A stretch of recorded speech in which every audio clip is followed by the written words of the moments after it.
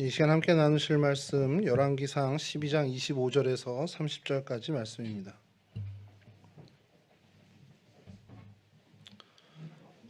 열왕기상 12장 25절에서 30절까지 말씀 저랑 한 절씩 교독하도록 하겠습니다. 여로보암이 에브라임 산지에 세겜을 건축하고 거기서 살며 또 거기서 나가서 분우엘을 건축하고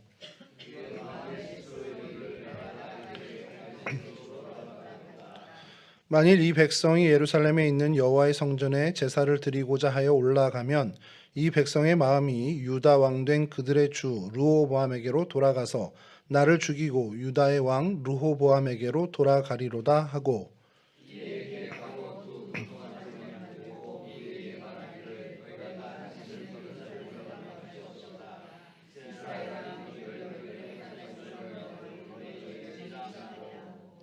하나는 베델에 두고 하나는 단에 둔지라.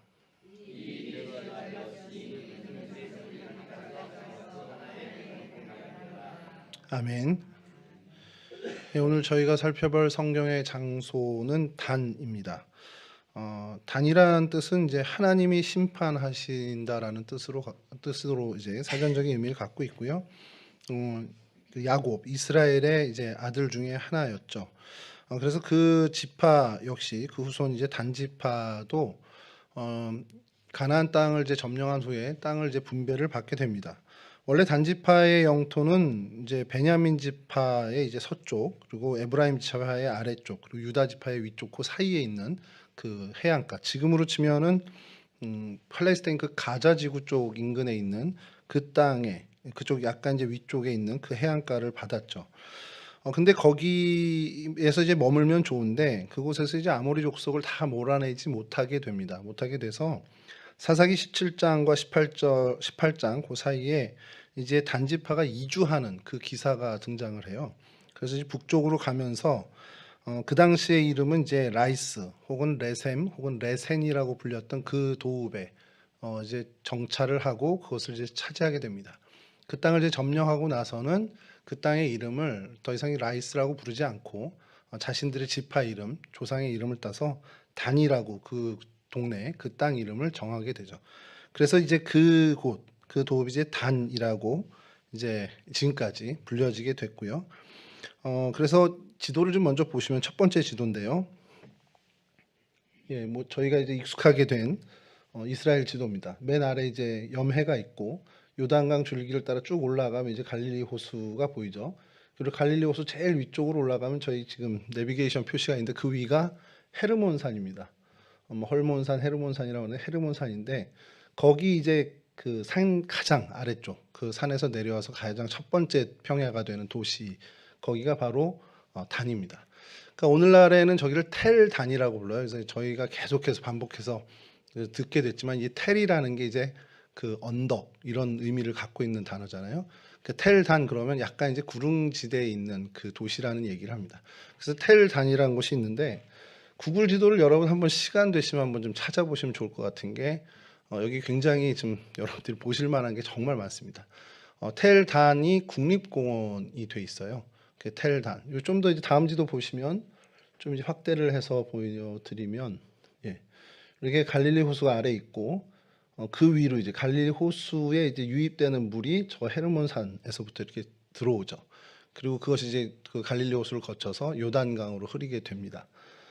그래서 저 위쪽에 그러니까 정확히 텔단 국립공원은 저 내비게이션 마크가 있는 쪽이고 그 살짝 아래쪽에 이제 단이라는 도시가 또 고대 유적지처럼 있긴 합니다. 근데 이제 그 전체를 아울러서 이제 텔단이라고 이제 부르는데 여러분 이 단 이름이 조금 좀 의미가 이 이스라엘 백성들에게 좀 큰 것이 이스라엘 백성에게 있어서 가장 중요한 강이 이제 호수는 갈릴리고 강은 요단강이 제일 중요하잖아요.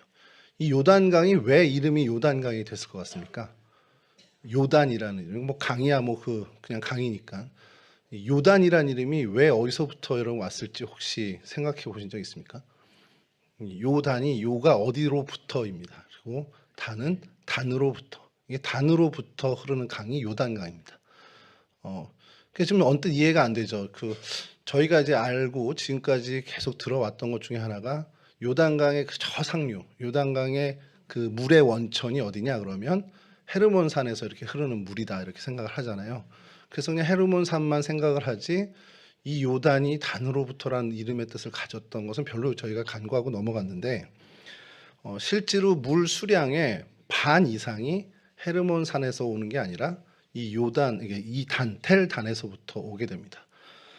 다음 사진 보여주시면 이렇게 그러니까 이렇게 언뜻 보면 저 위에 헤르몬산에서부터 물이 흘러서 이 텔단에 흐르고 그래서 그 물이 요단으로 들어간다라고 생각하는데 그것과는 좀 다르고요.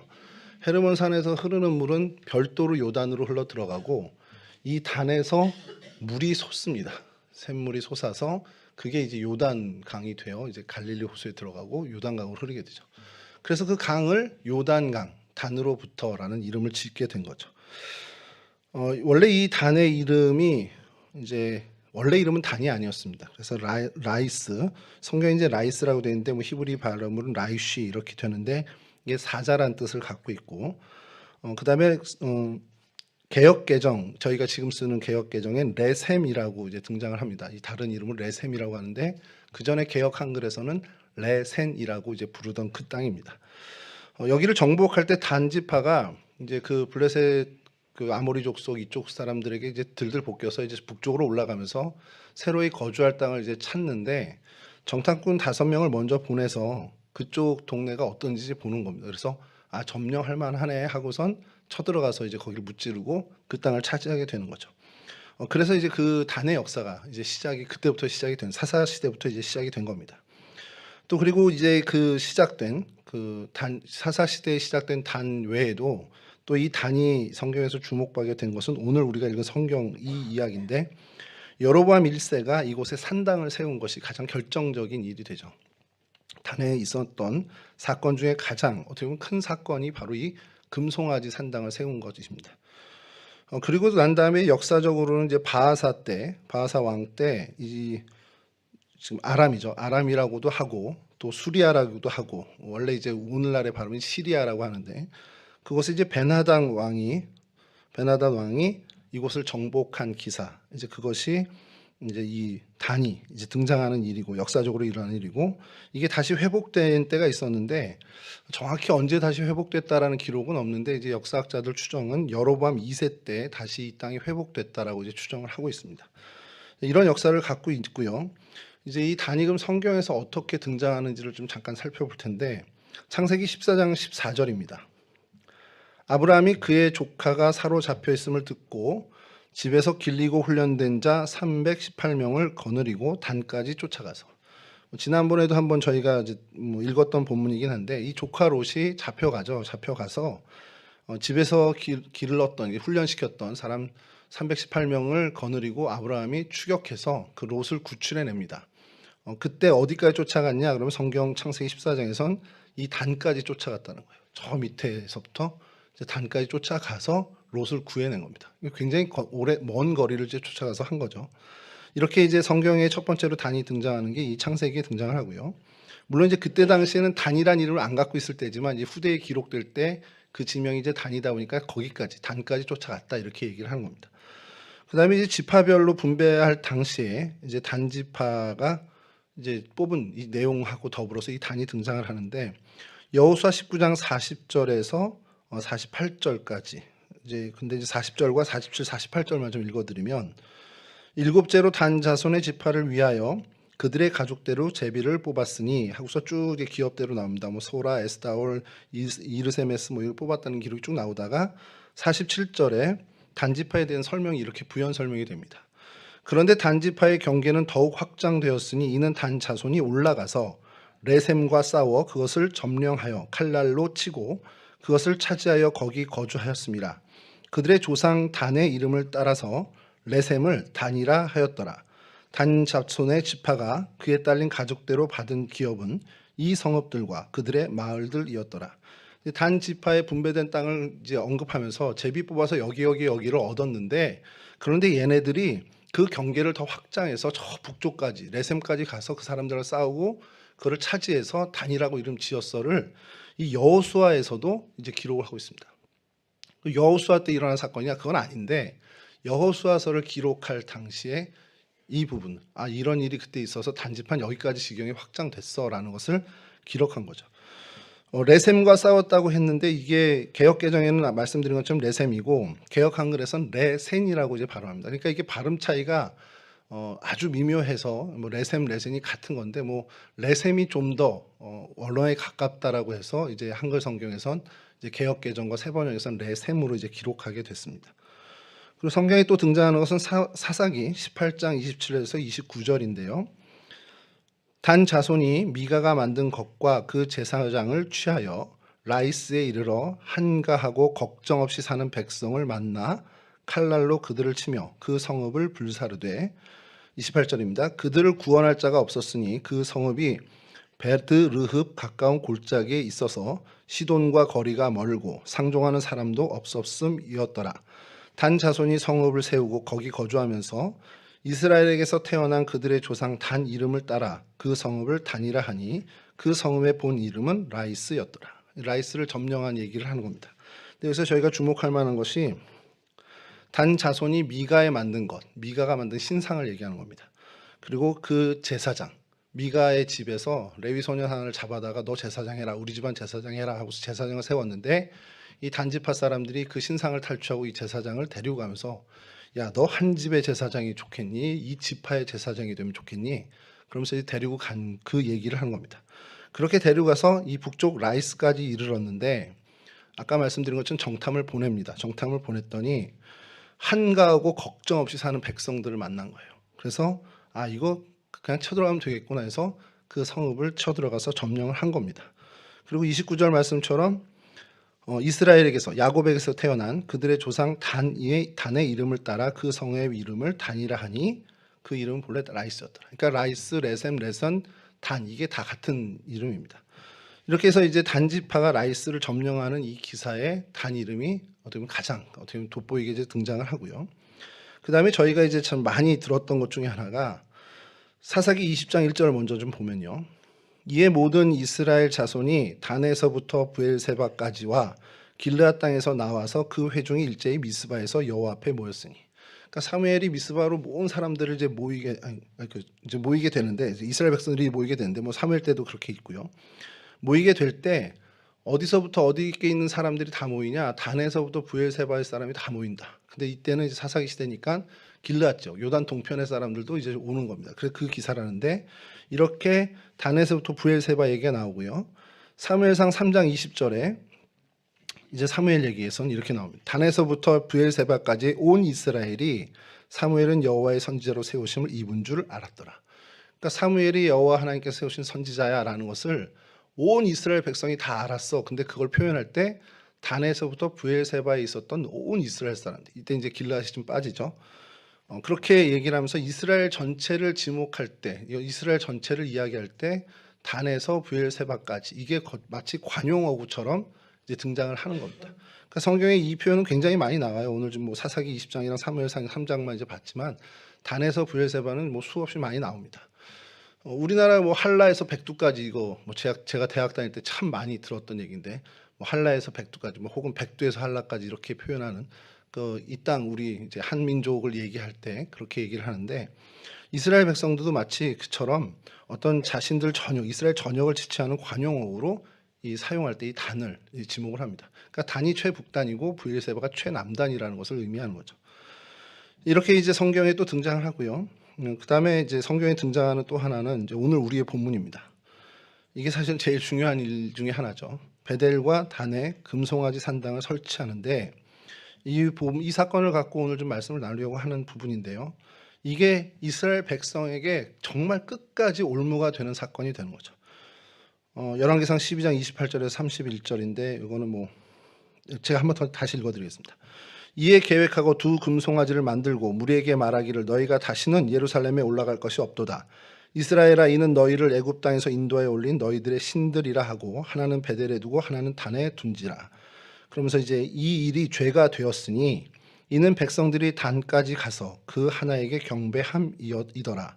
그러면서 그가 또 산당을 짓고 레위 자손 아닌 보통 백성으로 제사장을 삼고 요 31절도 중요합니다. 산당을 짓고 레위 자손이 아닌 보통 이스라엘 백성으로 제사장을 삼았다라는 것이 있고요. 열왕기하 10장 28절에서 29절에 이 일이 이렇게 됩니다. 예후가 이와 같이 이스라엘 중에서 바알을 멸하였으나 이스라엘에게 범죄하게 한 느밧의 아들 여로보암의 죄, 곧 베델과 단에 있는 금송아지를 섬기는 죄에서는 떠나지 아니하였더라. 그러니까 이 여로보암의 죄, 느밧의 아들 여로보암의 죄, 이게 여로보암의 길이라고 열왕기에 계속 등장을 합니다. 근데 그 길이 구체적으로 뭐냐? 베델과 단에 금송아지를 세워놓고 그걸 섬기는 일이라고 아주 명확하게 성경에서는 얘기해요. 여로보암이 이런 뭐 악행을 저질고 뭐 반란을 해서 르호보암에게 반기 들고 이런 여러 악행들이 있는데 그거 말고 그거는 모르겠고 금송아지를 섬기는 이 죄, 베델과 단에 있는 금송아지를 섬기는 이 죄, 이게 여로보암의 죄, 여로보암의 길이라고 성경에서 이야기하는 거죠. 근데 이게 언제까지냐면 이 북이스라엘 왕국의 끝까지 이 일이 이어져 간다는 겁니다. 이게 어떻게 보면 멈춰지지 않는 거예요. 그래서 모든 이스라엘 북이스라엘의 왕이 이 여로보암의 길을 따랐다라고 성경은 이야기합니다. 이렇게 어떻게 보면은 부정적인 이야기, 부정적인 어떤 신앙의 행태를 얘기할 때 이 단이 자꾸 등장을 하죠. 그래서 단은 어떻게 보면 굉장히 성경에서는 좀 부정적인 어떤 그런 상징이 되고요. 그래서 오늘 저희들이 말씀을 나눌 때도 좀 살펴보겠지만 이 단이라는 것이 참 불편한, 우리 성경을 읽을 때 우리 신앙에서 굉장히 불편한 어떤 그런 지명과 또 일이 돼버렸다라는 겁니다. 이제 단의 발굴의 역사, 뭐 현대 이제 성서 고고학에서는 1966년에 본격적으로 이 지역이 이제 발굴이 됐다라는 정도, 뭐 그 정도만 저희가 알면 될 것 같고요. 그리고 이 지역이 사실 주전 3,000년 전부터 사람들이 살던 이제 도읍이었다라는 것, 그런 정도가 이제 고고학에서 발견된 결과물이라고 뭐 생각하시면 됩니다. 뭐 요 정도고요. 그래서 이 곳 사진을 좀 준비를 했는데요. 첫 번째 사진을 좀 보여드리면, 예, 조금 안 키워지나요? 확대. 예, 감사합니다. 예, 이게 표지가 있는데 제일 위에 있는 게 히브리어로 돼 있고 그 밑에는 텔단이라고 돼 있죠. 히브리어로 읽기는 좀 어려우니까 텔단. 이 표지고요. 좀 가까이 가는 사진이 다음 사진 보여주시면 예, 텔단 이렇게 돼 있습니다. 뭐 맨 밑에 이제 휴게소 표시고요. 그래서 이제 쭉 그 길을 따라가면 다음 사진에 이제 그 입구에 이렇게 간판이 있습니다. 뭐 이 옆에 이게 사슴인지 뭐 양인지 잘 모르겠는데 그 이유가 이제 여기가 자연보존 국립공원입니다. 그래서 그 옆에 이제 안내 표지판이 있는데 다시 다음 사진 보여주시면은 예, 감사합니다. 계속 키워주시면 여기가 텔단 그리고 내추럴 리저브라고 써 있습니다. 그래서 자연 국립공원이 돼 있고요. 그래서 이 지도를 보시면 넓은 이 땅입니다. 넓은 땅이고 그 안에 여러 가지들이 있고요. 대표적으로 있는 것이 바로 다음 사진 보여주시면 이게 샘물입니다. 샘물 이제 물줄기인데요. 샘이 이제 솟는 거는 이제 다음 사진 보여드리는데 어느 정도 물량인지 좀 보시라고 사진을 준비했고요. 다음 사진 보여주시면 예, 이 정도 물이 흐릅니다. 이것도 좀 키워주시죠. 예, 제법 물 수량이 많아요. 그 다음에 다음 사진 보여주시면 친절하게 이제 그 샘의 원천 앞에 이런 표지가 있습니다. 그래서 엔단이라고 이제 히브리 말로 엔단이라고 이제 쓰였습니다. 이게 단샘이죠. 여기 한글로 밑에 자막이 돼 있는데 다음 사진 보여주시면 거기 이제 샘이 흐르고 그 더 안으로 들어가면 싱크홀이라고 돼 있잖아요. 그 안으로 쑥 이게 이제 되게 재밌는 게 히브리 말로는 위에 불리안이라고 돼 있고 메인네 알람이라고 이제 가로 열고 돼 있는데 이 메인네 알람은 사라지는 것 이렇게 됩니다. 그러니까 거기 갔다간 이제 빠져서 사라진다 이런 의미로 싱크홀을 이제 얘기하는 겁니다. 그러니까 여기가 어떻게 보면 그 단샘물의 원천이 되는 것이죠. 이렇게 있고요. 그다음에 이 단샘에서 흘러나온 아까 물이 그 정도 흘러서 어느 정도로 더 가냐면 다음 사진 보여주시면 이렇게 해서 이제 갈릴리까지 이제 가는 겁니다. 어느 정도 크기냐 사람이 요트 타고 있는 거를 그래서 사진을 한 거예요. 이 정도로 이제 강폭도 괜찮은 정도입니다. 자, 그리고 이 안에 이런 단샘이 있는 것도 되게 중요한데 이제 오늘 사건과 좀 연관되어 있는 유적들이 있어요. 다음 사진 보여주시면 이 사진은 저희가 다시 또 반복해서 볼 텐데 이게 텔단의 그 재래장, 그러니까 제사터, 제단터의 유적 이렇게 뭐라 그러죠? 이게 지도입니다. 그래서 아래쪽에는 이스라엘 성문이라고 하는 곳이 있고 또 가나안 성문이라고 여러분들 보시기에 오른편에 있고요. 그리고 저 위쪽에 동그라미로 이렇게 화살표 있는 게 제단터입니다. 이게 유적인데 먼저 이 제단터 쪽을 좀 보시면 다음 사진 보여주시면 이게 모형도예요. 그 제단터의 어떤 구조가 이렇게 되어 있다는 겁니다. 제일 저쪽 아래에 알타라고 이제 영어로 되어 있는 게 이제 제단이라는 겁니다. 제단이고 그 위가 이제 하이플레이스. 거기서 또 이제 제사를 또 지내고 그다음에 이쪽에 엘타 챔버라고 해서 그 제사를 준비하는 방이 있고 그 아래쪽에는 프리스틀리 챔버라고 해서 이쪽이 이제 제사장들이 준비하는 방, 이제 예배를 제사를 준비하는 방이죠. 이런 구조로 돼 있다라는 거고 이건 다 이제 무너졌는데 이제 복원한 그 위치도라고 하면 됩니다. 그래서 이곳에 가려고 하면 다음 사진 보여주시면 이렇게 표지판이 있습니다. 그래서 컬틱 사이트라고 해서 이제 재래 장소 이렇게 이제 표지판이 되어 있어서 저 이스라엘 성문에서부터 올라와서 쭉 북쪽으로 올라가야 이 제단터를 이제 만나는 거죠. 그리고 제단터의 어떤 전체적인 모습은 다음 사진 보여주시면 이렇게 이제 복원을 어느 정도 한 겁니다. 근데 여러분 가운데 잘 보시면 저건 어떤 인공적으로 여기서 새로 만들어 놓은 거예요. 철로 쇠로 이렇게 만들어 놓은 건데 이제 제단입니다. 그리고 그 옆에 자리가 다음 사진 보여주시면 이렇게 재료를 좀 보여드리려고 이렇게 돌 하나하나를 싸서 그러니까 어떤 뭐 콘크리트로 한 게 아니라 이렇게 돌을 어디서 구해온 돌로 이렇게 하나하나 이렇게 쌓는 거죠. 이런 식으로 해놓고 그 다음은 각진 돌 가지고 다음 사진이요. 각진 돌로 또 제단을 썼는데 이게 아까 그 가운데 있던 구조물입니다. 그래서 여기가 제단, 그 말 그대로 양이나 염소 각을 뜨고 올려놓고 불을 태웠던 그곳으로 이제 추정을 하고 그 다음 거를 좀 다른 각도에서 다음 사진 보여주시면 이렇게 돼 있다는 거. 이제 그 다음 사진이 이제 제사를 지낼 때의 어떤 그 모형 이렇게 했을 것이다. 그래서 아까 그 가운데 있었던 그 이제 쇠붙이로 만들어 놓은 것이 저 가운데 이제 제단입니다. 그래서 거기에 짐승을 올려놓고 옆에 이제 제사장들이 불을 태우면서 제사를 지내는 모습이고요. 그 다음에 이제 이 제단터 다음 사진이 이제 여기가 뭐 피가 흐르면 이제 흘러내리고 하는 그런 곳으로 이제 추정을 하는 겁니다. 이런 모양이 있고요. 그 다음에 이게 이제 제단터의 모양이고 다음 사진 보시면 아까 그 지도 아니요 그 지도요. 지도를 다시 한번 보여주시죠. 요거를 보시면 다시 보시면 밑에 이제 이스라엘 성문이 있고 저쪽으로 가나안 성문이 있는데 요걸 좀 설명을 드리면 이 이스라엘 성문은 여로보암 시절에 이 제단터를 새로 만든 건 아닙니다. 그 전에 있었던 제단터에 이렇게 보완을 하면서 이스라엘 쪽 향해서 이제 문을 낸 겁니다. 문을 냈는데 여기 이제 발견한 것이 다음 사진 보여주시면 이 이스라엘 성문터 그 앞에 있는 자리입니다. 이게 뭐냐면 확대해 주시죠 좀. 여기가 왕이 앉았던 보좌예요. 왕이 앉았고 그 앞쪽에 이제 제사장이나 많은 사람들이 이제 그 도열을 하는 그런 자리로 이제 기록이 되어 있습니다. 그래서 요 부분에 대해서 이제 모형도가 다음 사진 보여주시면 이렇게 저기 왕이 이렇게 앉아 있죠. 맨 제일 왼쪽에. 그리고 그 앞에 제사장들이나 신하들이 앉아서 왕의 이야기를 듣는 그 자리라는 것을 이제 표시를 해준 모형도입니다. 그 다음에 이 왕 자리에 이게 이제 성 안으로 들어가면 있는 거고 그 성 밖에는 이런 광장이 있는 거예요. 그래서 이스라엘 성문터와 광장, 앞광장이 되는 거죠. 그러니까 제사를 드리러 오는 사람들, 그런 사람들이 여기 모여서 뭐 왕이 뭐 들어오면 왕을 또 영접하기도 하고 하는 그런 어떤 큰 이제 광장 같은 곳이고요. 다시 그 지도를 보여주시면 천천히 뭐 다음 지도요. 아까 이제 여기서 그 말씀드린 아까 이스라엘 성문은 그렇게 구조가 돼 있고 그다음에 가나안 성문인데 여기가 좀 이제 숙제죠. 왜 가나안 성문인가 이름을 붙인 것은 다음 사진 보여주시면 저기가 현재까지도 발굴되고 있는 이제 계속 자리입니다. 어떻게 보면은 돌도 아니고요, 그냥 흙으로 쌓은 것 같은. 그러니까 이거는 여로보암 이전에 그 가나안 족속들이 이곳에 거주할 때에 그들이 쌓았던 성의 문이었습니다.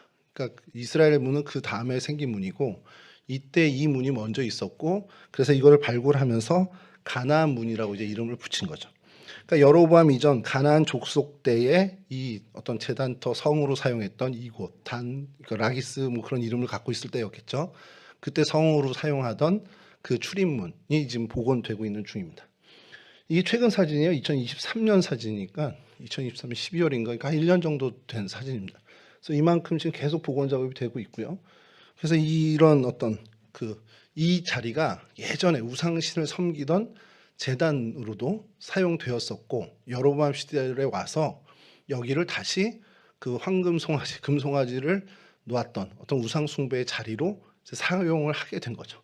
그러니까 아마도 그 이전부터 우상 숭배의 자리로 사용을 하다 보니 여로보암도 이제 베델은 어차피 가까운 곳에 해야 되는 거고, 그리고 또 그런 어떤 자리를 물색하다가 여기가 적합하다 생각해서 이 단을 금송아지를 놓고 우상 숭배를 하는 자리로 삼은 것으로 이제 추정을 하는 겁니다.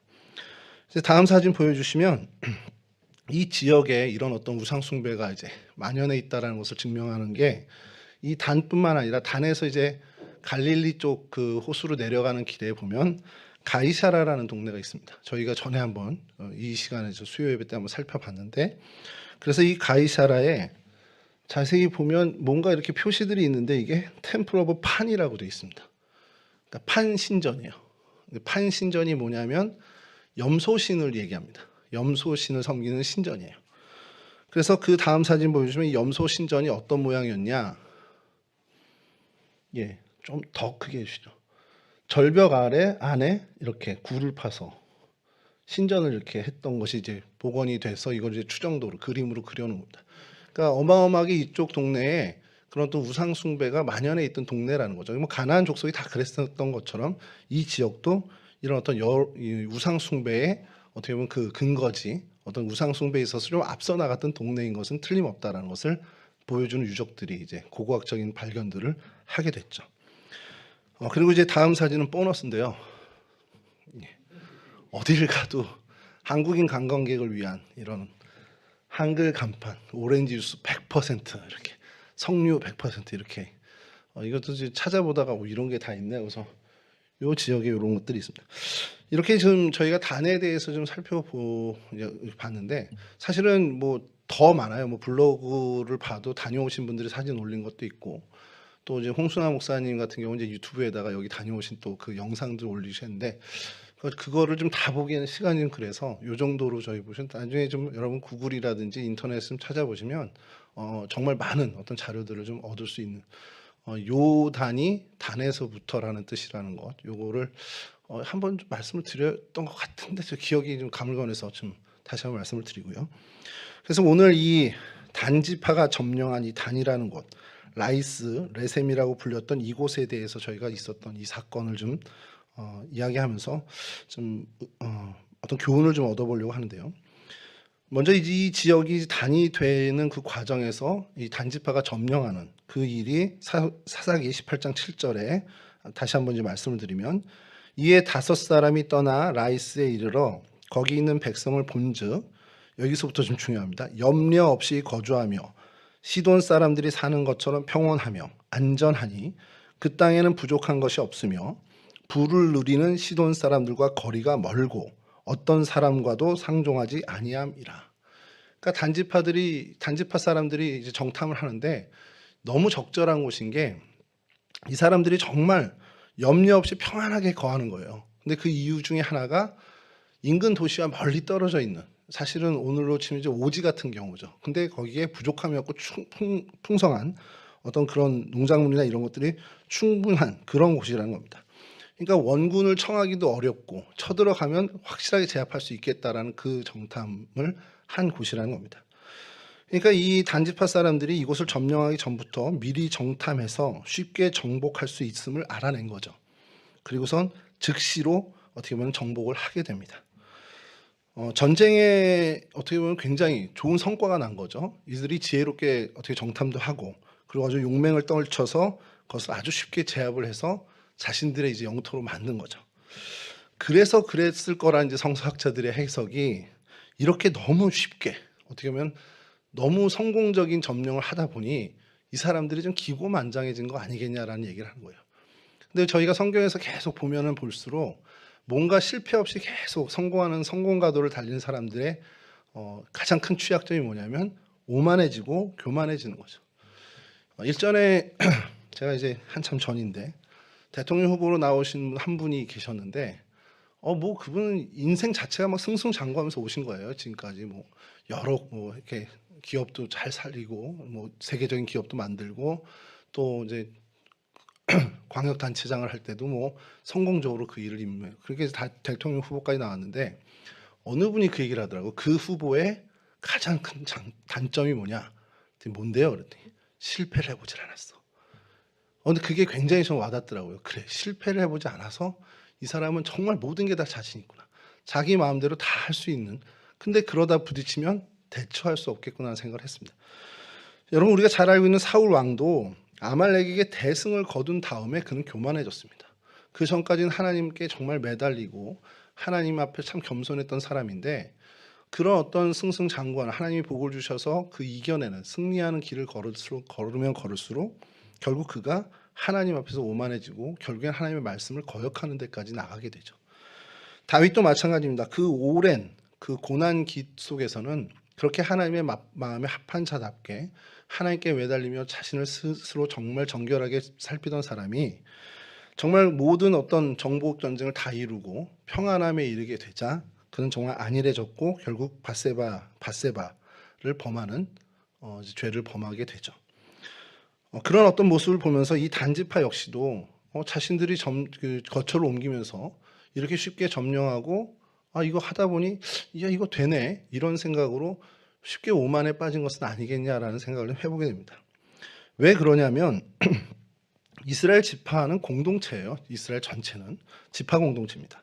각 지파별로 존중되고 각 지파별로 이렇게 족속들이 나뉘어져서 약간의 자치적인 어떤 그런 분위기도 있는데 어쨌든 이스라엘은 지파 공동체로서 전체의 통제, 전체의 율법에 의해서 사실은 그 통솔이 되고 조절이 되는 겁니다.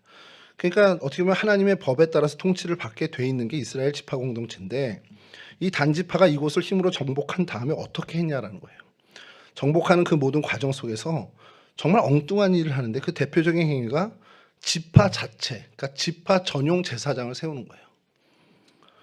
레위인의 그리고 또 아론의 자손을 통해서 하나님께서 제사장을 세우라고 분명하게 말씀하셨음에도 불구하고 그들이 미가의 신상도 자기네들 어떤 지파의 신으로 섬기게 되고 또 그리고 개인 제사장이라고 하시면 어떤 지파 전용 제사장을 세우는 일을 정말 아무렇지도 않게 이제 세우게 된다는 겁니다. 그러니까 이 모습을 보면서 정말 이렇게 어떻게 이렇게까지 오만해지지라는 생각을 해보게 된다는 겁니다. 여러분, 우리 신앙 가운데 가장 위험한 게 뭐냐 그러면 내 열심이 너무 지나쳐서 내가 하나님을 향한 또 교회의 어떤 신앙의 행보를 향해서 너무 지나쳐서 내 판단과 내 경험과 내 고집이 최고가 되는 게 가장 무서운 거죠. 다른 사람 말 필요 없어요. 목사님 말도 필요 없습니다. 내가 경험했던 그 신앙의 그 경험이 최고가 되는. 사실 근데 이게 굉장히 무서운 것이 교회 공동체는 정말 화목과 질서, 그 안에서 평안과 질서를 찾는 건데 내 경험, 내 판단, 내 고집만을 중시하면 결국 그 평안이 깨지고 그 질서가 깨질 수밖에 없다는 겁니다. 근데 이게 결국엔 내 자신을 죄에 빠뜨리는 결과뿐만 아니라 공동체 전체가 어떤 그 평안이 깨지는 어떻게 보면 쇠락을 가게 되는 그런 일의 단초가 된다는 것이죠. 뭐 이 부분에 대해서는 뭐 나중에 또 한번 우리가 말씀 나눌 수 있는 기회가 분명히 있을 것 같은데, 근데 어쨌든 이 단지파가 왜 지파 전용 제사장을 갖길 원했을까? 이런 생각을 좀 해보고 그 질문을 하다 보면 이들은 그냥 뭐 결론적으로 얘기하면 하나님께 드리는 제사, 그 예배마저도 자신들의 편의에 따라 하고 싶었던 겁니다. 하나님의 율법대로 제례의 규칙이 아니라 자신들의 편의에 따라서 드릴 요량으로 지파 전용 제사장을 세웠다라고 볼 수밖에 없다는 거죠.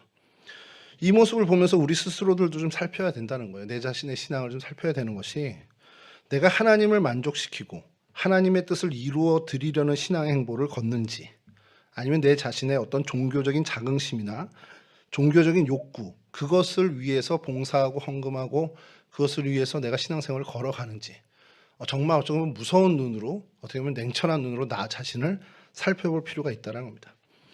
예수님 시대의 바리새인들이 질책받은 대표적인 이유가 뭐겠습니까? 그들이 열심히 없었습니까? 기도도 열심히 하고 금식도 누구보다도 더 많이 했던 사람들이죠. 근데 그게 뭐냐? 예수님께서는 그것이 자기 만족, 자기 과시, 자기 의에 의해서 했다라고 주님께서는 판단하신 거예요. 내 종교심의 어떤 자긍심, 종교적인 욕구를 채우고 내 스스로의 어떤 의로움을 과시하는 그것으로 구제하고 그것으로 금식했고 그것으로 기도했다라는 것이 바리새인들의 모습이고 주님은 그것을 정확하게 질책을 하셨다는 겁니다. 그런 사람들의 기도, 그런 사람들의 신앙의 행보는 결국 우리 고린도전서에 있는 말씀처럼 소리나는 구리, 울리는 꽹과리에 지나지 않는다라는 것이 성경의 교훈이죠. 많은 사람들의 눈살을 찌푸리게 하고 많은 사람들의 귀를 괴롭히는데 자기 자신만 모르는 그런 어떤 아나무인격인 신앙의 자세를 갖게 된다는 겁니다. 내 편의에 따라서 하나님을 섬기겠다. 내 주장대로 내 판단에 따라 하나님을 섬기겠다라는 주장을 하게 되면 우리는 그 결과를 가져올 수밖에 없다는 겁니다. 그러니까 우리는 늘 우리 스스로를 살펴야죠. 내가 내 만족을 위해서인지 아니면 진짜 하나님을 위해서인지 내 신앙의 행보가 어떻게 걸어가는지 진짜 하나님을 위해서 내가 걷고 있는 거고 이 신앙생활을 하고 있는 건지 아니면 내가 내 스스로 위안하고 어떤 불안에서 벗어나려고 내 만족을 위해서 하는 것인지를 정말 계속해서 나 자신을 끊임없이 살펴야 한다는 겁니다. 이런 단지파의 행태가 어디까지 이어지냐? 열왕기상 12장 28절에서 29절 오늘 본문과 연관되는 얘기인데요. 오늘 본문이기도 하고요. 이에 계획하고 두 금송아지를 만들고 무리에게 말하기를 너희가 다시는 예루살렘에 올라갈 것이 없도다. 이스라엘아 이는 너희를 애굽 땅에서 인도하여 올린 너희의 신들이라 하고 하나는 베델에 두고 하나는 단에 둔지라. 왜 하필이면 단이었을까라는 생각을 좀 해보게 됩니다. 여로보암이 여러 어떤 후보지를 생각했겠죠. 근데 왜 단이었을까?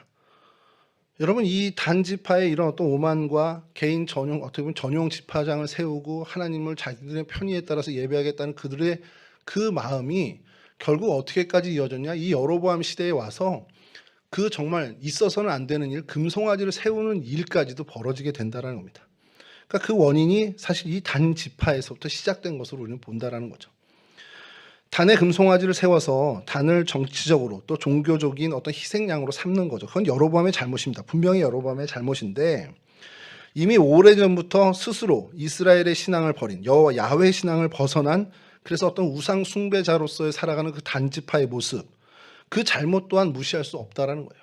그러한 배경이 된 도시이기 때문에 그러한 곳이기 때문에 여로보암 눈에도 저곳이 적절하다라는 생각을 했을 수밖에 없다라는 겁니다. 어느 면에서는 이들이 먼저 하나님을 거역하고 자신들의 편의에 따라서 정말 우상 숭배자로서의 삶을 그 신앙을 시작한 것이 여로보암이 정치적 필요에 의해서 우상을 세우고자 할 때 어떻게 보면 그곳에 세울 수 있는 큰 빌미를 제공했다라는 거예요. 그러니까 이것도 단지파에게 책임이 없다라고 할 수 없다는 거죠. 스스로 영리하다고 또 야근체하고 똑똑한 체하고 그러면서 불순종과 오만의 멍에를 지고 그러다 보니 그 개인 지파의 어떤 비극만 일어나는 것이 아니라 이스라엘 전체 공동체의 비극에 어떻게 보면 단초가 되는 그런 역할을 해버렸다는 겁니다.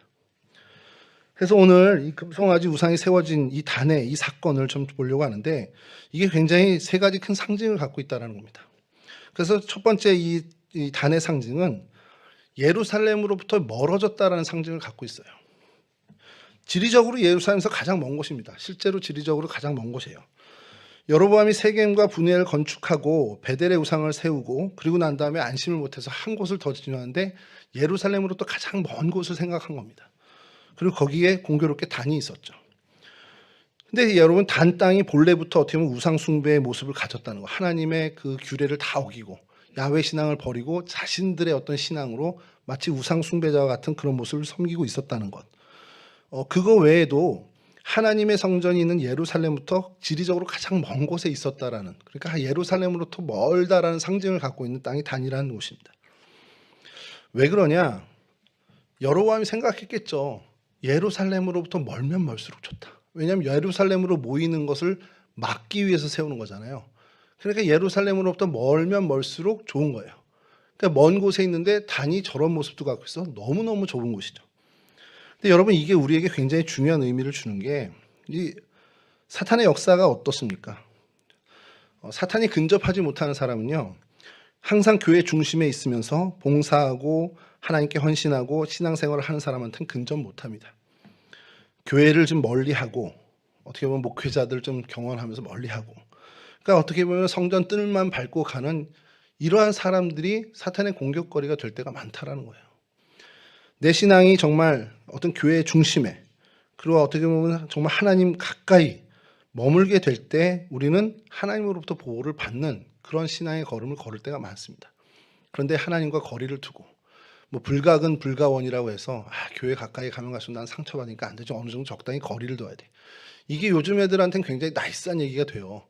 적당하게 교회와 거리 두고 지내는 게 정말 좀 젠틀한 신앙생활이야 이렇게 생각할 수 있는데, 근데 이게 굉장히 무서운 것 중에 하나가 교회로 인해서 얻게 되는 축복을 못 얻는 것뿐만 아니라 사실 교회를 공격하는 사단의 세력에 가장 쉽게 노출되는 자리라는 겁니다.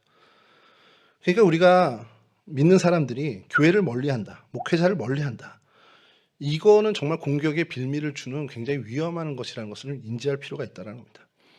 이렇게 단이 예루살렘으로부터 먼 것, 아주 교회 어떤 하나님으로부터 멀리 있다라는 어떤 상징을 갖고, 또 하나의 상징은 신앙을 잃은 땅이라는 상징을 갖고 있는 거예요.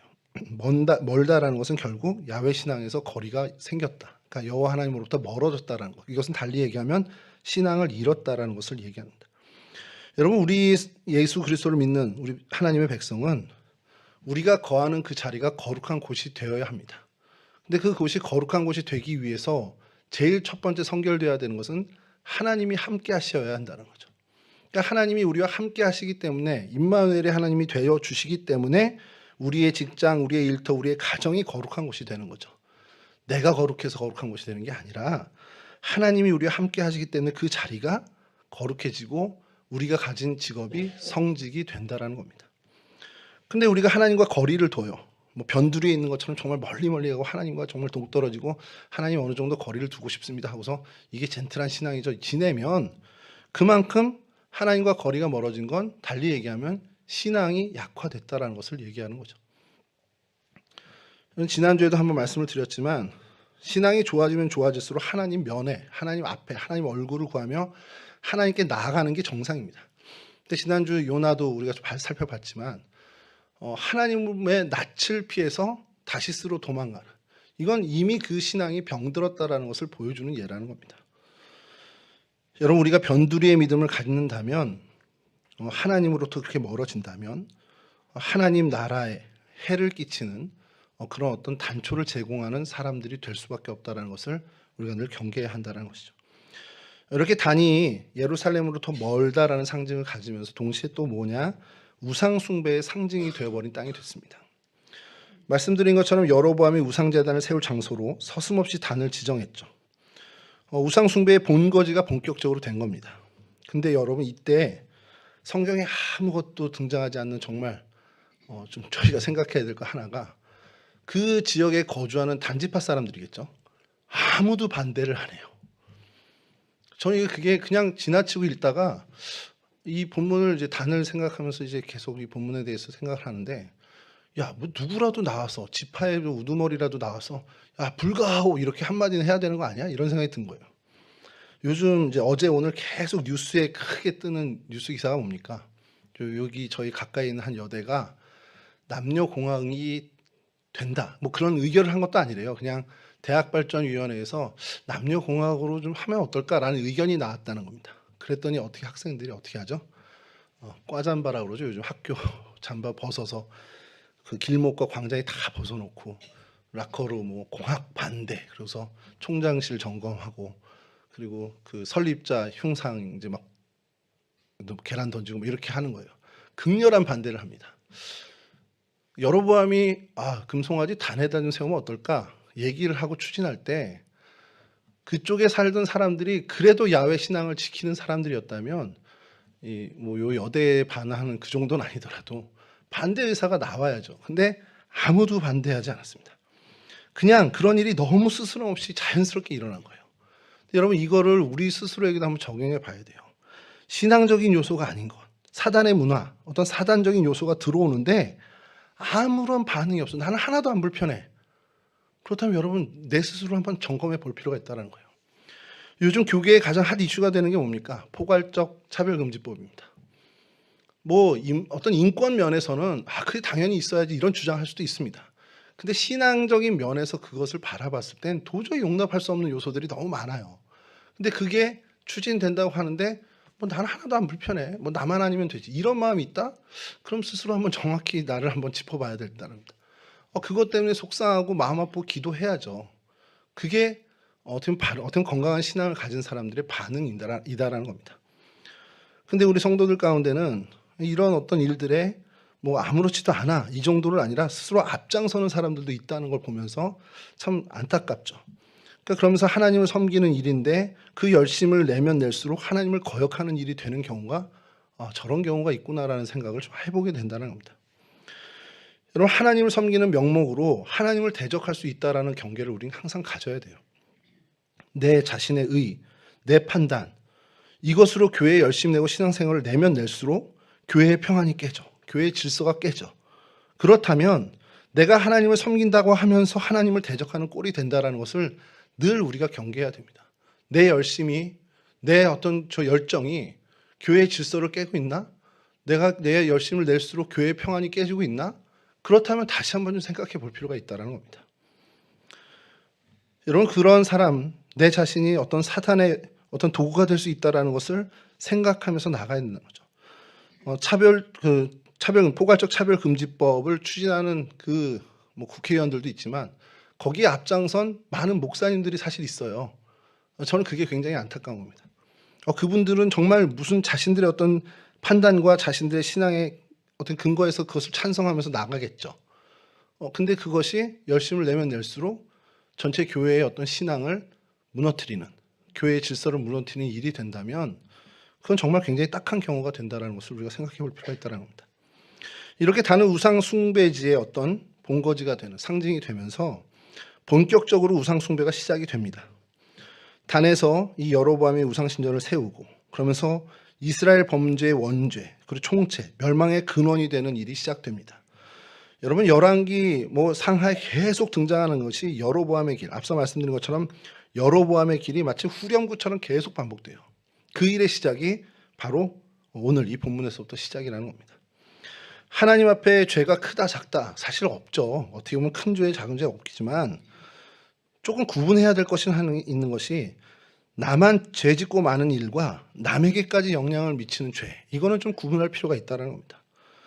여러분, 이런 관점에서 단 지파의 땅, 이 단 지파는, 그리고 단이라는 이곳은 이스라엘 백성 그리고 온 역사에 굉장히 치명적인 결과를 끼치는, 악영향을 끼치는 일이 되어버렸다는 것이죠.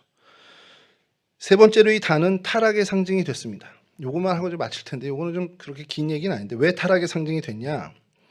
여러분, 북이스라엘에 10지파가 있었잖아요. 10지파가 이제 멸망을 하게 되는데 아수르 침공과 함께 다 멸망이 됐죠. 근데 이 단은 사실은 그 전에 아람 왕 베나닷으로부터 이제 멸망이 되고 여로보암 2세 때 다시 회복이 됐지만 그 지파는 이제 그때 사라집니다.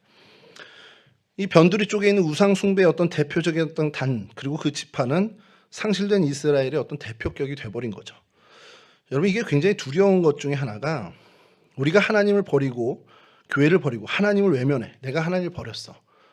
그럼 그걸로 끝이 아니라 하나님도 나를 버릴 수 있다는 생각을 해야 된다는 거예요.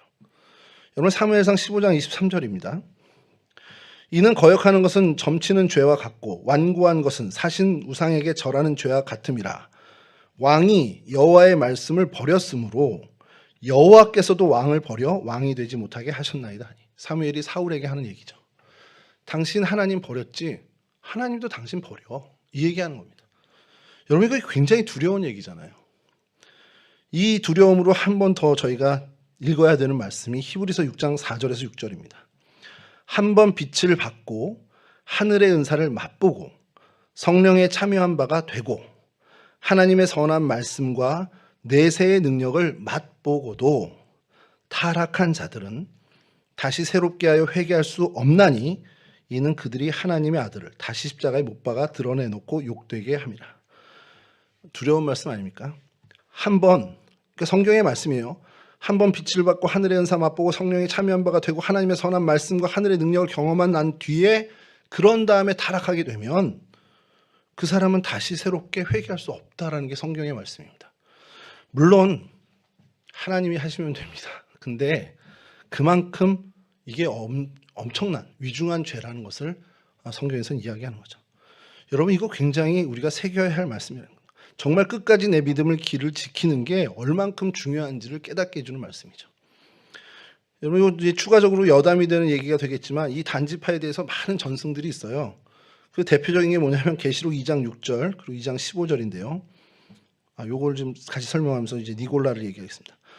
오직 내가 이것이 있으니 내가 니골라당의 행위를 미워하는도다. 나도 이것을 미워하노라. 이와 같이 내게도 니골라당의 교훈을 지키는 자들이 있도다. 그러니까 이 니골라가 누구냐? 사도행전 6장 5절에 스데반, 빌립, 브로고로, 니가노르, 디몬, 바메나, 니골라 이렇게 7집사가 등장을 하죠. 그 니골라라는 설이 있습니다. 전승이. 그러니까 이 사람이 이거의 대표적인 거죠. 한 번 은혜를 받고 하나님의 쓰임을 받았는데 타락했다. 왜냐하면 요한계시록 시절에 가장 큰 이단의 그 수괴라고 해야 되나요? 거기가 니골라 당이었어요. 근데 이 전승에 이 니골라가 그 니골라 당의 수괴다 이런 얘기들이 있습니다. 물론 이제 성경이나 신학적으로는 아니다라는 설도 지금 굉장히 큰데 이레네우스나 터툴리안 초대 교부는 그렇게 이야기를 하고 그렇게 가리켰습니다. 그 니골라가 이 니골라 당의 수괴다. 그러니까 이 사람에 대해서 얘기를 하면 이렇게 하나님으로부터 쓰임 받고 버림받을 수도 있구나. 니골라도 버림받을 수 있는데 나는 그럼 이런 생각을 해볼 필요가 있다는 거죠. 그 얘기를 이제 단지파에게 적용하면 요한계시록에 12지파 명단이 나와요. 요한계시록 7장에 이제 12지파 명단이 쭉 나옵니다. 이제 그런데 거기에 재미난 게 레위 지파가 다시 들어가요. 레위 지파가 언급이 되는데 재미난 건 단지파가 등장을 안 합니다. 이스라엘 지파 다 언급이 되는데 레위 지파까지도 언급이 되는데 단지파는 쏙 빠져버려요. 그러니까 이제 초대교부들이 그걸 가지고 뭐라 그러냐? 단지파에서 적그리스도가 나오나 봐. 이 얘기를 하는 겁니다. 물론 이 전승이 신학적으로 판명된 건 아닙니다. 그런데 적그리스도의 상징으로 거론된다? 이거 굉장히 큰 충격이라는 거예요. 이스라엘의 한 지파인데 적그리스도의 상징과 연결되어진다? 이거 자체가 굉장히 치욕스러운 일이 될 수 있다는 거죠. 근데 우리가 그런 경계를 가져야 한다는 겁니다. 내가 하나님 안에서 살아가고 신앙의 여정을 걷고 순례자로서 이 땅을 살아가는데 하나님의 은혜를 경험하고 하나님의 사랑을 받고 하나님과 동행하는 삶을 살다가 나도 자칫 잘못하면 이것을 벗어나서 마치 단지파처럼 니골라처럼 벗어날 수도 있구나라는 경계를 늘 우리는 해야 한다는 거예요. 여러분, 우리가 성령의 철저한 은혜에 사로잡고 사는 그것이 필요합니다. 은혜 밖으로 떨어져 나가는 것을 늘 경계하면서 정말 은혜 안에 머물기 위해 하나님의 그 바른 신앙의 길을 걷기 위해 정말 우리가 늘 스스로를 살피고 우리가 애쓰고 그러면서 정말 많은 수고의 땀을 흘려야 한다는 것이죠. 여로보암 왕은 단지파 땅의 단지파 땅 그 단이라는 곳에 우상을 세웠습니다. 그리고 그 이후 단지파는 멸망과 타락의 길을 실제로 걸어갔습니다. 담임 목사님 설교 중에 자주 하시는 말씀 중에 하나가 새가 머리에 앉을 수는 있습니다. 근데 둥지를 틀게 해서는 안 된다. 이 말씀 참 저는 굉장히 그 마음에 새기게 되는데 우리 바른 길 가다가 잠시 잠깐 이렇게 엇나갈 수 있죠. 벗어날 수 있습니다. 그래도 그게 우리 가운데 어떻게 보면 계속 지속되지 않도록 얼른 회개하고 돌아오는 우리의 모습이 되어야 한다는 겁니다.